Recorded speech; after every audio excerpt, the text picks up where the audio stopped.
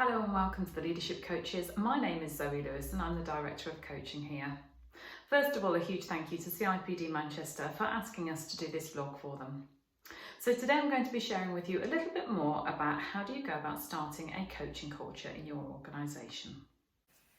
So here we can see that we've got the leadership coaches, our team, and just up here we've got Sue, our former director of coaching at GSK, and she has talked recently about creating a coaching culture because she was part of that massive global organisational shift, and many of our team have been part of creating coaching cultures as we've gone through, myself included.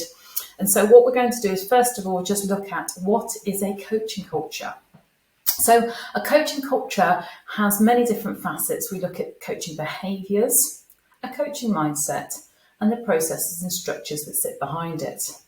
Some of the telltale things that we notice about a coaching culture is that people are asking what others think and they're open to hearing all different views.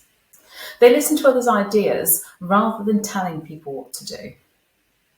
They like to make sure that they provide both support to encourage others as well as challenge to stretch people's thinking and think about different ways of doing things. It's very much a tool that empowers. Coaching is something that enables people to release their own ideas, their different thoughts around how they can solve problems and overcome challenges. Self-solutionizers in the end. We learn through experimentation. It's okay to make mistakes in a coaching culture because that's the way we have that psychological trust and that psychological safety to know that we can help and support. We regularly give feedback and we're open to others' feedback in the moment as well.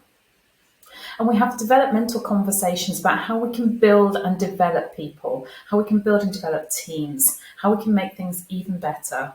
And also that then creates more purpose and meaning in their own lives, so it links to engagement as well. There are many benefits of a coaching culture, as I'm sure you already know. The two that I'm really going to zone in on this slide are the two at the bottom. It supports the delivery of the core business strategy. And that's actually where we start from when we create a coaching culture, is the why. Why are we doing this? And it enables us to then link back to the core business strategy. What are you doing in this organisation and how does a coaching culture help you fulfil the objectives? It has to be there in order for that to be the way to move forward. It enhances business performance because it makes a difference. And if it makes a difference, then it has a tangible outcome for both your organisation, the customers it serves, the employees that work within it. And the systemic impact of a coaching culture is massive. So what you want to know is, well, that's great, Zoe. How do we get started with this stuff? So first tip is assess what you're doing already. What's already happening in the organisation? How does it benefit? And what mindsets are prevalent? Then define this strategy. I talked a moment ago about making sure it links with a core business strategy. Why are you doing this? How does it link with your organisational strategy? And why does that matter in order to make a difference? That then creates your business case. Engage with leaders and stakeholders. Provide those leaders with the opportunity to experience the power of coaching. It's one of the ways that they learn what coaching is, but also the power and impact that it has. Most importantly, don't leave it there because elite coaching doesn't work to create a coaching culture. It's a great place to start, but then it's systemic. So then we start to look at them and say, okay, do you want to be part of this? Then they're your role models and advocates. 7 out of 10 is what we're looking for in terms of engagement on your senior boards. We'll talk to you a little bit more about that.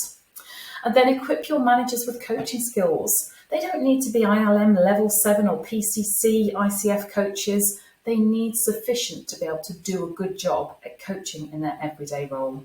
Support them, develop them, encourage them. Now, soon we've got a complimentary workshop coming up, which is going to be about how do you influence your stakeholders about the importance of a coaching culture. It came out on our last feedback after we did a bit around coaching culture. So if you're interested, please do register your interest with us. And that's either looking at the website, theleadershipcoaches.co.uk, or you can email me directly, zoe@theleadershipcoaches.co.uk. I hope that's been useful to you. Thank you so much for taking your time to watch the video. I hope it's been useful. Please share it if it is. Remember to register, and thank you again to CIPD Manchester for having us today.